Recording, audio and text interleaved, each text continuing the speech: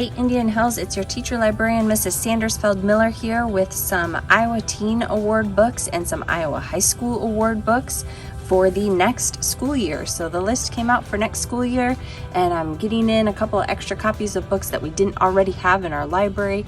So some of them from the Iowa High School list. First of all, We Are Not From Here.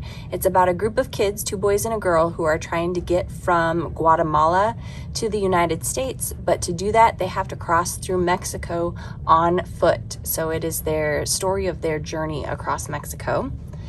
That Weekend, a good murder mystery type of book. There's a bunch of teens that go up into the mountains for a prom weekend. The only problem is one of the girls wakes up on the mountain covered in blood. No idea what happened, no memory of what's happened in the last 48 hours, and one of the teens is missing. So that's That Weekend. Neil is a story about a very prestigious athlete. He's a really, really good athlete, and he just starts to notice some inequalities in his town and decides he wants to take a stand for it. So he kneels at his high school's football game, and it starts to set a series of events that just start to spiral out of control. People are upset with him, and so it's his story of how he decides to stand up for what he believes in.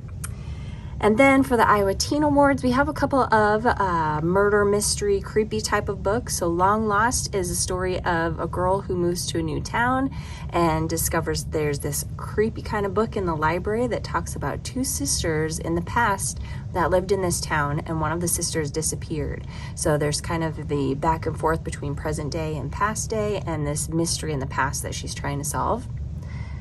The List of Unspeakable Fears. This one is about a girl whose father runs a quarantine hospital back in the typhoid fever time period.